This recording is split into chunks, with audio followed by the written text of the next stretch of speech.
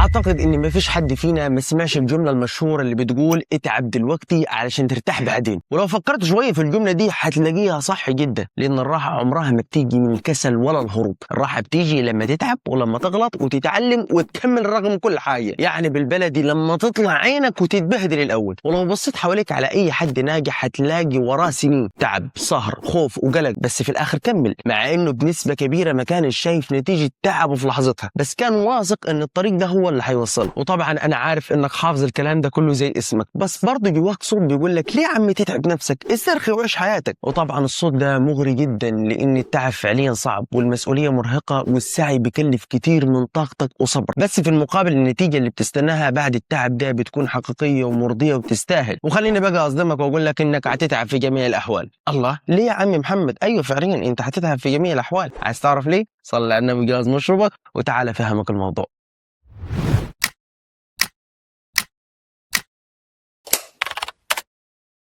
السلام عليكم ورحمة الله وبركاته، وأهلا وسهلا بكم في حديث جديد من حديث تهمك. بسم الله. في عندنا أكتر من نوع للتعب، وأول نوع اللي هو تعب بيوصلك، وده النوع اللي بتتحمل فيه شغل، دراسة، تطوير ذات، مقاومة مغريات، وإنك تتمسك بأهدافك رغم الصعوبات. زي طالب بيسهر يذاكر علشان يدخل الكلية اللي بيحلم بيها، بيسهر وبيعتذر عن الخروجات مع أصحابه وبيضحي فعليا بلحظات كتير علشان يشوف نتيجة تعب بعد سنة أو اتنين. أو شاب شغال الصبح شغل بسيط وبالليل بيتعلم مهارة أونلاين ممكن تغير وتحسن حياته. التعب ده مرهق بس مرضي، لانه بحسسك انك انسان ليك قيمه حتى لو النتيجه اتاخرت شويه، وهو اللي بيقربك من هدفك وبيخلي بكره افضل، وده اللي بنسميه اتعب دلوقتي علشان ترتاح بعدين. النوع الثاني بقى تعب بيستهلكك، وده بقى نوع بيخليك تحس انك بتجري في ماراثون وانت واقف في مكانك، بتهرب من المسؤوليات وتيجي في الاخر تندم، بتشتغل شغل مش بتحبه، بتعيش في علاقات سامه، بتضيع وقتك في حاجات مش بتضيف لك اي قيمه. يعني تعب بيسرق طاقتك بدون ما يديك اي راحه حقيقيه. زي واحد شغال في مكان بنص طاقته كل يوم، بيرجع البيت مهدود مش قادر حتى يقلب في التليفون، ويقول لنفسه بكره هيكون احسن، بكره هيكون احسن، ويصحى يلاقي بكره نسخه طبق الاصل من امبارح، وبيفضل على الحال ده سنين لمجرد انه خايف ما يلاقيش بديل. التعب هنا ما فيهوش تطور،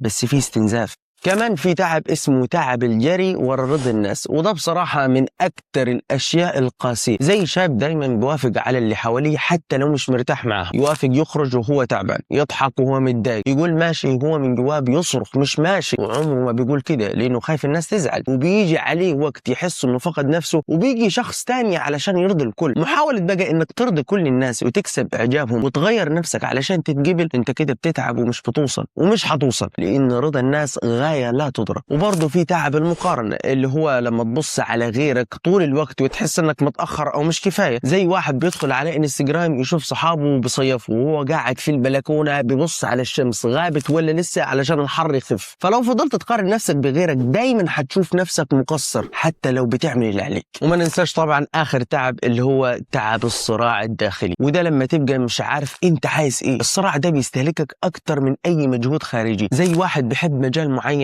او كلية معينة وشايف نفسه في الحاجة دي، بس أهله شايفين إن الكلية أو المجال ده ملوش مستقبل، عايش في صراع ومش عارف ياخد قرار، يسمع صوته الداخلي ولا يمشي ورا كلام أهله. بيتعب بس مش من الشغل، لا بيتعب من الحيرة والتردد. خلاص الموضوع يا رفيقي إنك هتتعب، وإن التعب جزء من الرحلة والاختيار في إيدك. هل تعبك ده بيقربك من هدفك ولا بيسحبك لورا؟ فكر في نفسك بعد 5 سنين، هل هتكون فخور إنك واجهت خوفك وتعلمت واشتغلت على نفسك، ولا قاعد تقول يا ريتني كنت تعبت زمان؟